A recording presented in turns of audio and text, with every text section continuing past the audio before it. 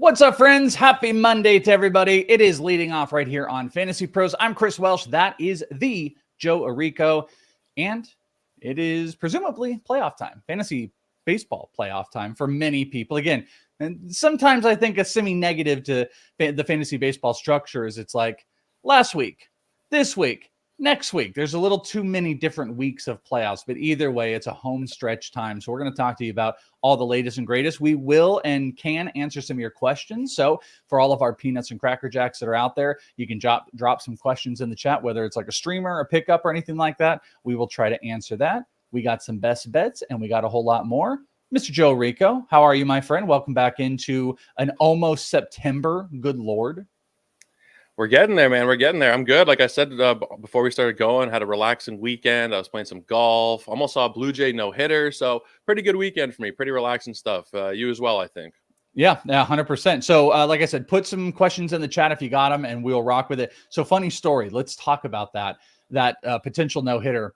I'm kind of going about my business, and I get a text from CBS. And CBS is like, hey, because I was doing stuff during the day, and I wasn't even tuned into any of the games at that moment. And I get a text, hey, if Bowden Francis gets this no-hitter, are you available? And I'm like, what? Huh? So I get up on my app, and I'm like, holy crap, we got a no-hitter going on. We got all these strikeouts. Joe, no kidding. They're in the bottom of the inning, get to the next inning. First at batter, Taylor Ward, and he hits the homer. My first batter seeing Bowden Francis in the no-hitter because they were going to have me come on TV. Unfortunately, that's part of it. So it's my fault. I'm just trying to tell you all it is my fault. But Bowden Francis struck out a career-high 12 as he dominated these dudes. He had that going into the ninth inning, and then it was Taylor Ward just crushing that homer. He ended up walking 3. He hit a batter, which was Taylor Ward. Career high pitches. I was monitoring those pitches as it was going 117, 84 for strikes. Ridiculous. Unless you're Taylor Ward, who threw a bunch of shade and was just like, yeah, I don't know. Maybe other people are getting tough stuff, but he looked pretty hittable to me. And to be fair, he did crush him. What are your thoughts? I've been kind of like indifferent on Bowden Francis, but he's one of those guys that he is ending immensely strong. Talk to me about this performance. I had been mostly indifferent myself. Being a Blue Jay fan in Toronto, in case anybody in the chat doesn't realize, I am Toronto born and raised. I've been a Blue Jay fan a long time. Didn't think there was much with Bowden Francis really over the first 3-4 months of the season, but these last 4 starts have just been incredible. And the season-long stats are actually looking pretty solid now. It's not just even, if you look at the last 4 starts, like he has a 3.78 expected ERA, nearly an 18% strikeout minus walk rate, like 3.74 Sierra. These are good numbers for the whole season. The barrel rate's a little bit too high still. It's still in the double digits, and that's somewhat of a concern, but he has been really impressive. I think that he is somebody that's worth adding pretty much everywhere. Now, I think it's Philadelphia and Boston this week for him, so that's a little bit iffy for sure. I think I'd probably lean towards sitting him in the more shallow leagues, but he's definitely worth picking up all over the place right now. There's something that I'm a little bit worried about, especially young pitchers like this coming off of a no-hitter or theoretical no-hitter like that. Yeah. 117 career. I mean, I'm not sure if there's like any actual analysis of like guys regress 40% to their means after, having career high in pitches or anything like that. There might be some data, would be worthwhile for somebody, but not only do I not like that, I hate that matchup. By the way, for Francis, 117 pitches, he had 10 whiffs off the fastball. Always very interesting too, because like I think that is speaking to the splitter. It was something I said in the offseason, which has been completely counter to Logan Gilbert. I think I said it with Eno, where we were talking about guys that have these really good splitters. Or implementing high usage of splitters. And it's like, we got to have like a really good fastball like that. That's something that plays up and they coincide together so well. And I, at that time, kind of thought Logan maybe didn't. And that is something that at least Francis is putting up, though it's not a dominant fastball. It's sitting around 92, but he had 10 whiffs and 41 swings on the fastball. That fastball set 68% in the zone. That's like a wild in zone percentage. and he only had 5 other whiffs off of the splitter and the slider combined. It's okay. So I mean, he had a 12. I just want to point this out: a 12 strikeout performance with 117 pitches, and he only had a 23% whiff rate. Like, that's not necessarily ideal. That was like he dominated this situation, but from an overall perspective, I still don't know if he has like absolutely ridiculously dominant, stuff like swing and miss stuff. So maybe I'm just gonna like keep kind of fading until the end of the season. But I absolutely hate those matchups. So the matchups are brutal. I think it depends on your league size. It depends on your situation. If your pitchers are stacked or whatever, versus if you're in a 15-team league and you just lost Hunter Green and you need to pick up a replacement, you're just kind of desperate. There are going to be different situational aspects to it, but I think by and large, you kind of have to pick them up unless you are just in such a perfect position pitching wise, because you might not start him this week, but next week I haven't really looked forward to the matchup so much, but I feel like he's somebody where you might get a few more quality starts out of him going forward. It's a bit dicey, but I think you got to give it a chance. Yeah, I mean, again, like the thing that works really well for him is if you consistently show these guys that you're throwing a fastball in the zone, which he did almost 70% of the time, and then you can just kill that splitter off, which was 45% zone percentage, and it just, boom, goes up. That you would actually think the splitter would have a lot more of a whiff rate on it. But I think it's guys trying to like keep up and chase and stuff like that. So, it's solid and it may keep working. And yeah, it's probably something to look at. By the way, this is so interesting. So Angelo says we start playoffs next week. All 7 of his teams made it pretty easy. That's in there. Somebody in the chat said they don't start for right here. Michael says I have 2 more weeks of regular season before playoffs. And then we have other people that are like, I'm in the playoffs right now. I just still think that's like, we got to fix that. We got to fix that in fantasy baseball where we have, it's just so large and big. Like maybe you really can't, but it's like in fantasy football, it's like, oh, maybe you go to week 18, you probably in week 17, and that's pretty standard. There's just not a standard here. There's like a month deviation between it. But we'll never actually get there. Let's talk about Aaron Judge. 2 for 4, walked 2 homers. He is now up to 51 homers, 122 RBI. He's hitting 333. But here was the thing I wanted to mention. He is on pace to break his single season AL home run record, 63 paced homers. And I had asked did I ask you this earlier? What was going to happen? 60 homers by Judge or 80 stolen bases by Ellie? Did I ask you that question, or was that Bubba or Bogman, or in my head?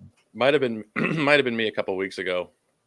It might have been me. I can't remember what I said, but at this point, it might be Judge. I think Judge is more likely. Like, the guy's every day hitting a home run or 2. I don't think I've ever seen anything like this. Like, I was a little bit young to really appreciate Barry Bonds in his prime. This is the best power hitter I've ever seen.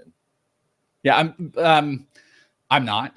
I'm not too young for that. And Barry Bonds is the best hitter I have watched. I mean, and Griffey obviously had his moments, but like, I don't see, like, now if Joe were on here, old man Joe, piece of Pia, he would have the perspective of like, 70, 80s guys. I really don't. Barry Bonds was the single greatest hitter that you ever watch. I mean, now Judge does have that thing where when, he's up to at bat, you're like, oh, something's going to happen. There's not a lot of hitters that have that. Ohtani has that, and Judge has that, where every time up, you're like, oh, some wreckage is going to happen. Like, you don't expect a negative outcome.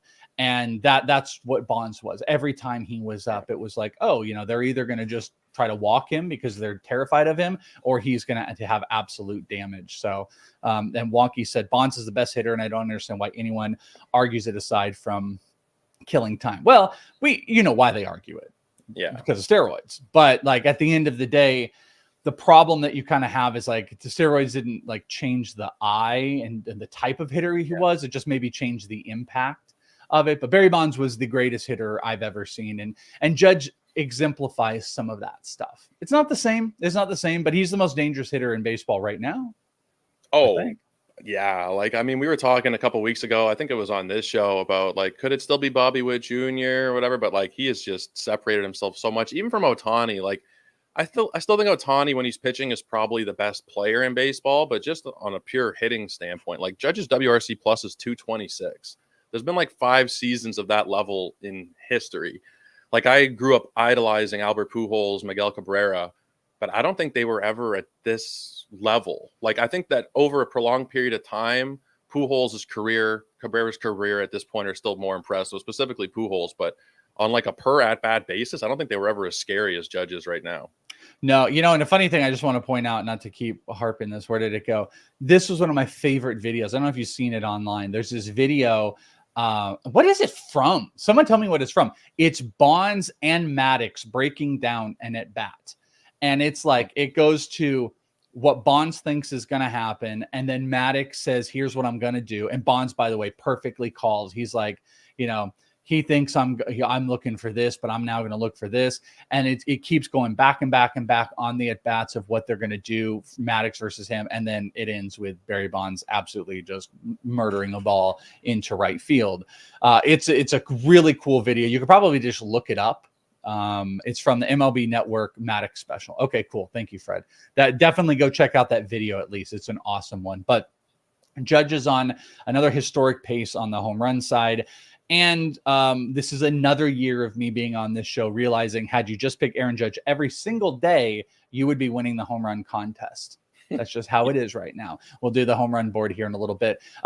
This is like a version of Rookie Lookie. We got a bunch of rookie stuff going out here. This happened after the show on Friday, but it was announced that Dylan Cruz, top prospect with the Nationals, Dylan Cruz was being called up for today. So he is going to be in the lineup today. He was one of my favorites, brother, my favorite from that draft class we had a year and a half ago. 272 average so far this year, 21 doubles, 13 homers, 25 stolen bases between AA and AAA. It's been a pretty good season. It has not been historic.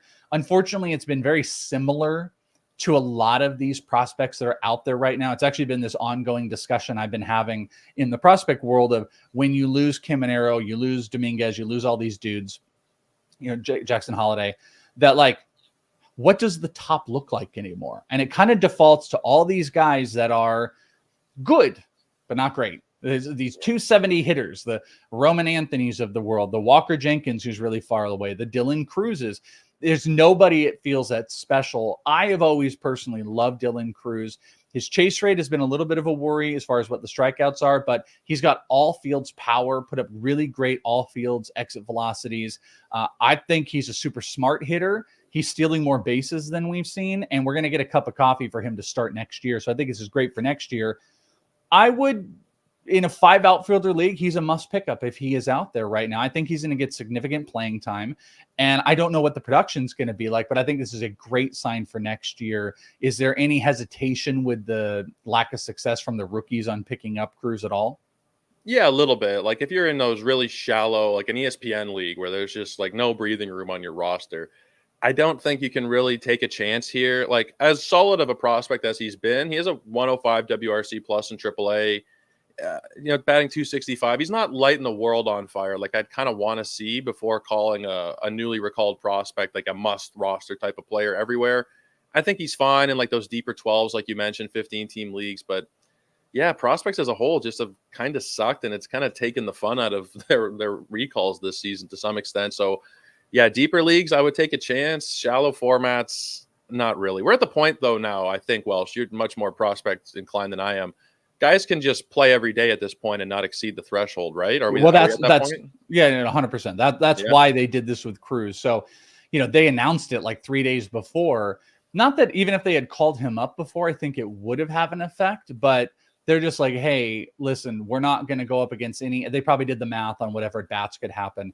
But yeah, at this point, you're not going to cross the 45-day marker, which hand up, I was wrong. We said this. I don't even know if I corrected it from a couple of weeks back that the collective bargaining agreement added that September now does count for service time. So whatever I said some weeks back was incorrect about the Caminero thing, which I still don't understand. It's like, we're not going to bring him up all season. We're going to bring him up just in time so he can lose his eligibility and us really not get anything outside of, him getting some games in.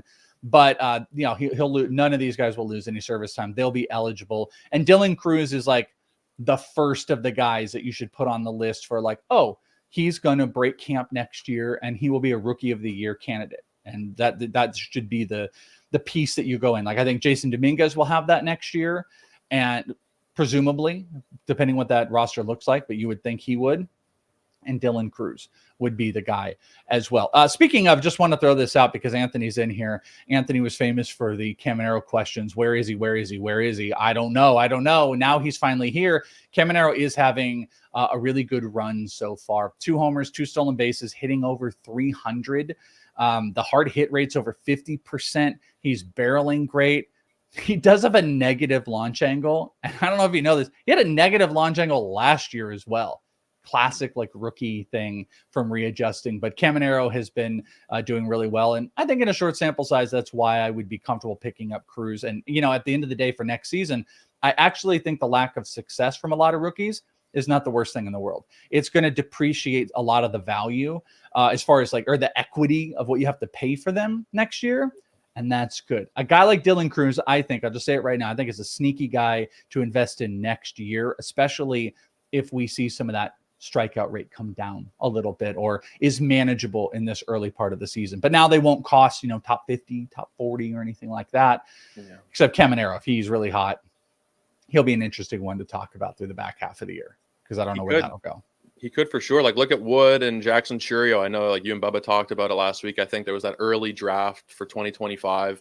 And though Churio and Wood were both 3rd-round picks, if Caminero hits another 5 or 7 home runs, steals another 5 or 6 bases, he's going in the top 70 picks probably at least. Yeah, and it's not and like the guys from this year to last year, they're the ones that are going to be the expense. So that's going to be the irony.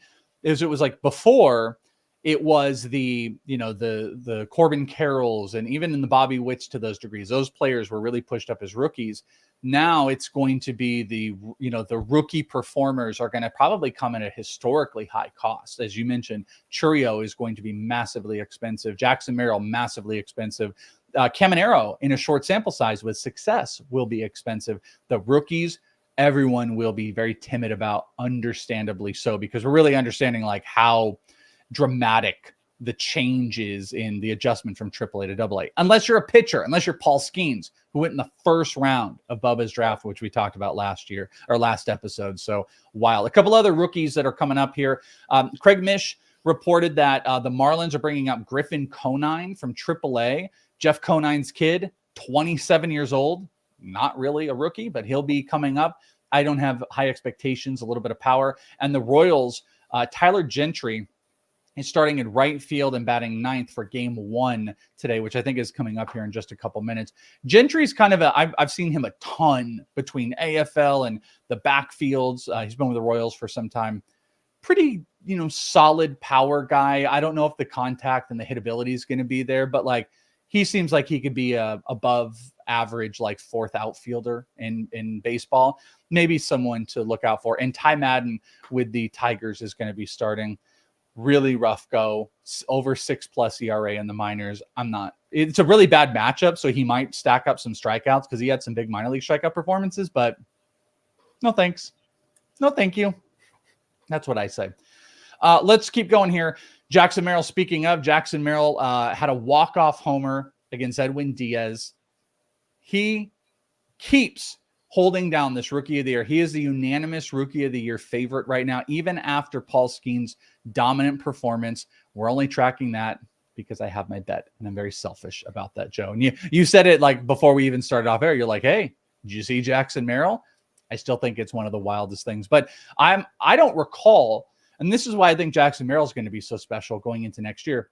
I don't recall a rookie that has been this consistent throughout the year. He's had points where he's been not special, but he hasn't had the Jackson Churio, I hit a $191 month. He has gotten better. He's like a fine wine. Jackson Merrill is.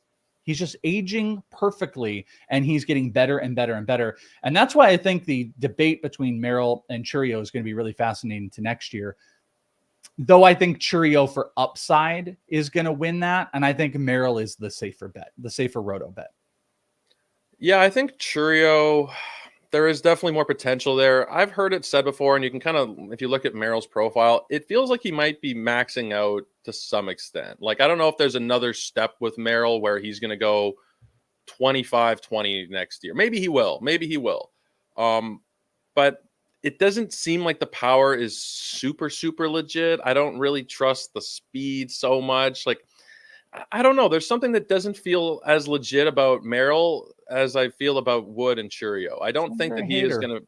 I might just be a hater. I could very well just be a hater. I just don't view him in as positive a light as I do Wood and Churio. I would take those guys. Maybe it is just the upside, chasing the upside, but I think they're going to be more attractive assets next season. Am Yeah. I just pooping on Merrill for no reason? I think you're kind of pooping on Merrill for no reason, but like Woods is a more dynamic, like you can see the upside of like, 30. I don't know if Churio's that much different. The thing that I think to think about with Merrill, and I'm going to do some off-season looking. So I feel like there was a similar conversation around Witt after his rookie year where you were like, whoa, cool, dude. You hit for good average, 20, 30. This seems about it. And then he got better. Yeah. And then he gets better. And I feel like I'm not saying that Jackson Merrill will become Bobby Witt Jr., but I think there's a similar path in that, like, you looked at him and you were like, oh, he's capped. And I'm not sure that he is, because comparing those three players you just did, Merrill's the more consistent and the better contact hitter. I don't know. And he is stealing and he's showing off power while playing in San Diego. I don't know. I think he's going to be underrated. And this might be one of those things where it's like, if you stack those three up to me and you say, oh, well, Churio's going to cost a third, Wood will cost a third, and Merrill will cost a fourth. Merrill all day. Give me the discount. Give me the discount on those three guys. It's like an RD type of situation in fantasy football. It's like, it's a tier or an SP. Like we talk about starting pitchers, just give me the lowest of the tier of those players. Last on the big news notes, this is just that wild one. I wanted to mention that Danny Jansen is starting behind the plate today against the Blue Jays. And as noted everywhere, the craziness behind this is because this was a suspended game between the Red Sox and Blue Jays, and Danny Jansen was a Blue Jay, is now a Red Sox. So now he will become the first player in MLB history to appear for two teams in the same game. And this note on here, it says, in fact, Jansen is actually set to hit for the Blue Jays when the game resumes, which means for a moment, Jansen will be both hitting and catching at the same time on the scoreboard. I guess they'll alter that. Like, that's going to be changing the play-by-play, but he will be the first player ever to play for two teams in the same game. And for some reason, I kind of thought that might have happened like in the 20s or something. Someone got sold for a pack of cigarettes and a half-eaten chicken leg, and then the player would have been traded over. Like, I don't know. Like in the 20s, I felt like players could be sold for $7 and they could have moved over, but I guess I'm wrong. So he's going to throw the Jays jersey back on and take an at bat as a Blue Jay. Is that what I'm understanding here? No, he is going to be a Red Sox. But you said he's at the dish, so they'll just have to pinch hit for him, I guess. Is that what's going to happen? No, he'll be able to. It's the note about the last thing was just all it was like a clerical thing. Like, he was behind the dish and then he will now come up to bat. They're going to have a different catcher up there. They're going to have like a different catcher that's going to, defensively change over. So that one's not really the actual thing. The actual thing is in the book. It will show that he was a catcher for the Blue Jays, and then he was a catcher for the Red Sox. And I guess perceivably he's going to hit. So I don't know. That's wild. It's bizarre. I don't know. I consider myself to be a fairly smart person most days. I still don't really understand the whole ins and outs of this whole thing. I don't understand delaying a game for 2 months. Like, can they not just figure out a way to get a couple innings in before the team hits the road again? Does this make sense to anybody? I don't know. Just play the games. How about just put them all indoors? But that would probably be unpopular. By the way, Angela said a pint of whiskey. I'm shocked that there isn't like some, Willie McGee. Willie McGee was traded for, seven baseballs, one seam out, and a pint of whiskey. Like, that seems 100% like something that would have happened. Has there ever been a player that's been traded for something that wasn't a player or money? I feel like that happened. Babe Ruth was traded for a play, right? He was traded for a play. I guess it was money for a play. It was money that paid for a play. Yeah. You're right about that. But has there ever been another object like food? Because wasn't there like a player that was traded for like a pitching machine or something like that? Chat, help me out. I feel like there's a player that was traded for not money or a player, or a player to be named later that ended up being nothing or something like that. Speaking of Babe Ruth, by the way, in the kind of just for fun category, I don't know what, now I'm forgetting what auction was. Might have been Golden Auctions. But over the weekend, Babe Ruth's called shot jersey, calling my shot jersey, sold for a record $24 million. That singular jersey sold for $24 million. So the question is, Joe, would you, if you had that type of money, you had that Elon type of money where you could just be like, I'm getting it for whatever, would you put it on after paying that money? Oh, would I put it on? Nah. If I was like that kind of rich, like richest person in the world, maybe, but I feel like I'd want to have more respect for something like that than to just throw it on and wear it out to softball or for beer league or something. Like, I feel like you got to put that on the wall. You spending $24 million, you want to preserve it. Imagine you just wear it and then you're just drinking a Coke or something and you just spill Coke down the front of it. Well, I don't think if you were to like wear it, you wouldn't be like, hey, let's have a Pepsi and some wings. I think you would just have this moment where you're like sitting there and you're like slowly putting it on and you're just like, but like, I don't know, you have that type of moment. I mean, I wouldn't, but I don't know. Like, people are weird about memorabilia, but that is, I believe, the most expensive, $24 million. I mean, this is record, $24 million called shot jersey is absolutely wild. The chat, by the way, Wonky says, back in 2013, Mike Sisco was traded for nothing, not rent, not catfish, not a 25-pound turkey, absolutely nothing. Concave said that there's a manager that was traded for like a bucket of balls. Yeah, maybe. I do like that Dallas Keuchel was traded for $1. That's amazing. I remember that. But I'm telling you, there is somebody out there that was traded for like a thing. I feel it in my bones that there was a player that was traded for a thing. So if you know what that thing is, or you're really good at Google, which most likely the answer will come from, even if it's not live, put it in the chat later, or put it into the comments section, because I want to know. I feel like there was someone that was traded for like, 6 horses or something like that, like in the 1910s. So there was a double-A player named Tim Fortugno who became known as the guy traded for a bag of balls, went from A ball to double-A and all the way to triple-A with the Brewers. I'm not going to read it off thing on air, but Tim Fortugno apparently was traded for a bucket of balls. Tim Fortugno's jersey just sold at Golden Auctions for $3. $3 for the guy that was a bucket of balls. Yeah, but see, there's lots of these. Like Angela said, Lefty Grove, he was sold to the Orioles for $3,500, which was the price to replace the fence, an outfield fence. But that's like the same thing that was with Babe Ruth. It was like to cover that play. He was traded for the price of, like, I want, like you say this, Dave Winfield was for dinner. I want to see the two parties. I want a plate of mashed potatoes given to the other party and Dave Winfield walking over. I want proof, not money that was like perceivably pushed over, but that's me. All right, 3 up and 3 down. Gino Suarez, Eugenio, 4 for 4 with a homer and 3 RBIs, has absolutely been the most ridiculous player over the last like 40 days, at least month. He has been on an absolute freaking tear. 3 RBIs, a homer, 4 for 4. I didn't write the player's name, but I do know this was Kevin Gossman. 7 innings, 10 strikeouts, an earned run.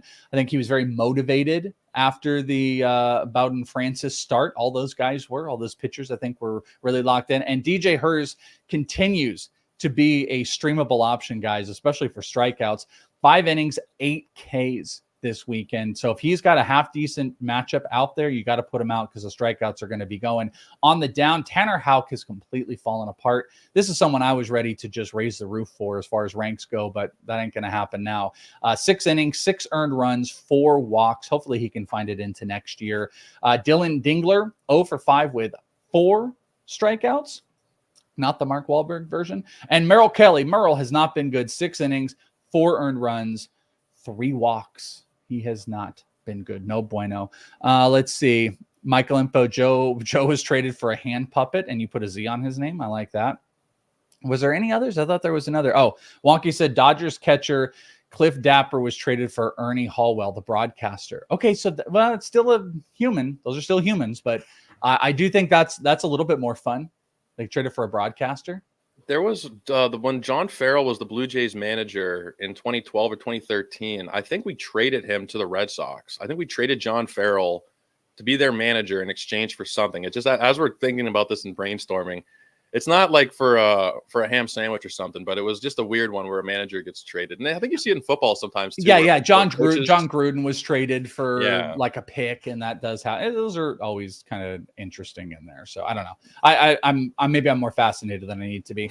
On the injury front, it was reported that the Astros are optimistic that Kyle Tucker will still return during the first week of September, except Chandler Rome from The Athletic reported he's still not sprinting at full speed, nor has he even tested himself on the base path, not plural.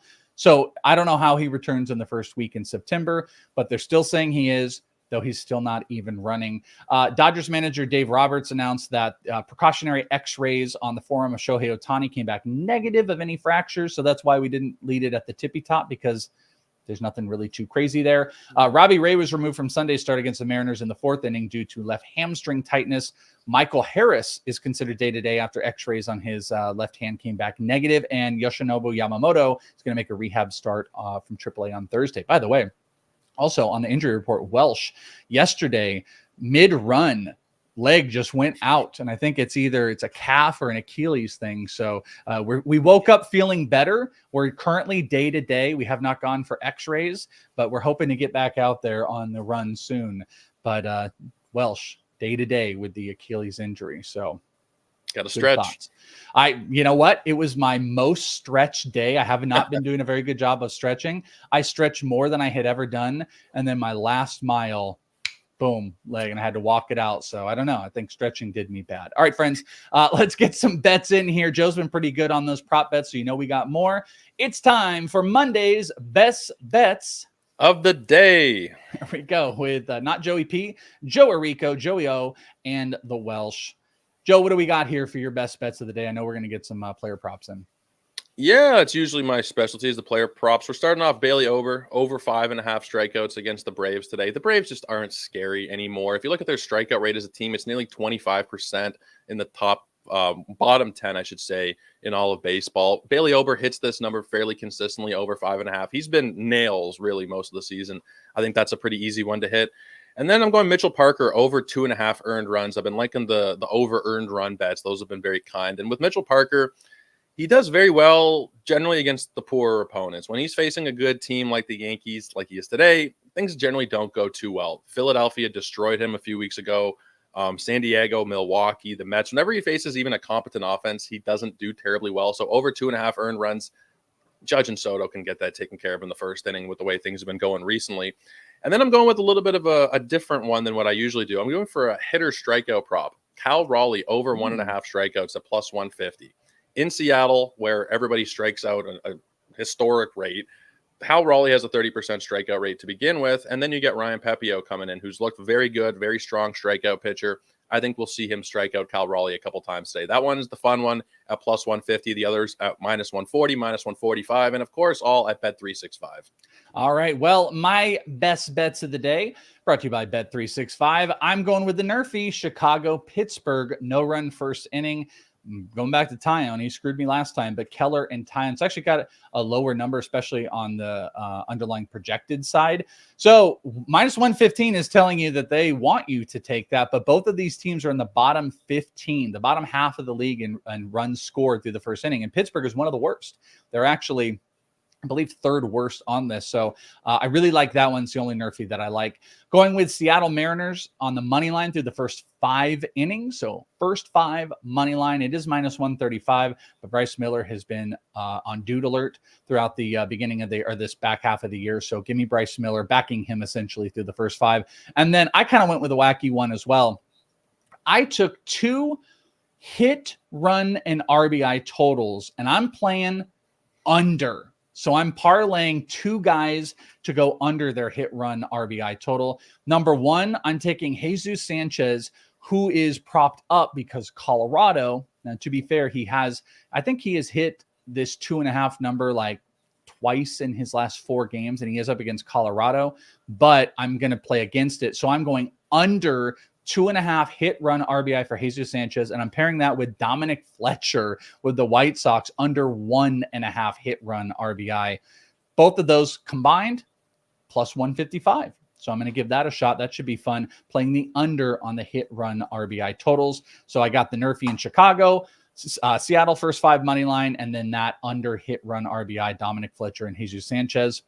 Rico's got Bailey over strikeouts, Mitchell Parker over earned runs, and Cal Raleigh over strikeouts. There you go, friends, on the best bets of the day. Brought to you by bet365, where you can use promo code leading off, bet $5, get $150 in bonus bets. Do it today. Promo code leading off. And the gambling problem, call 1-800-BETS-OFF or 1-800-GAMBLER. We do have a betting a board here. Did I post it up here? Oh, yes, I do. Home run board, friends. But it up. We have not me on the board. I just want to point out, I think I'm at 33. And Kevman is at the bottom here, tied with, I think, one other person at 34. Fred Dinger can maybe confirm. I think I'm 1 away from the board still. Wonky's in 15th place with 37 in a row homers. Joey P has moved up to 13th with 39. He's about to cross the 40 marker. South African G has a commanding lead for this game, 51, the only one with 50 homers. B Trot's at 48. Larry's at 45. There is a race at the top, and South African G has got that covered right now. Oh, baby, it's getting nutty. Fred Dinger, did you? Yep, I'm Larry Birding it. I'm at 33, so I'm 1 off. If I can get a 2-homer day, let's go. By the way, Lee, yes, I should have mentioned that. Nerfies and unders. This is the hate day. I'm being a hater today as far as what I'm doing. But, Joe, what do you got for your home run call? I went with Michael Toglia. I've been kind of going pretty chalky recently with the Bobby Witts and the Aaron Judges, but Michael Toglia is going to face Edward Cabrera, who you never really know on a given day. In Coors Field specifically, I will take Michael Toglia here to hit one out. All right, I'm going to go with Alec Bohm. Give me Alec Bohm going up against Ronel Blanco. Bohm's actually hit run RBI total is more juice than Bryce Harper's at this point. So I'm going to go with Alec Bohm to get me on the board today. Maybe even give me a 2-fer and get me on that home run board. Friends, that is it. Thank you guys so much for hanging with us. You guys got more, you can put it into the comments section. We will be back again on Wednesday. Casey Bubba is here as we rock you through all of your playoff stuff and all the latest around the baseball world. For Joe Rico, I'm Chris Welsh, and we'll talk to you next time right here on Leading Off. Peace out, friends. Bye-bye.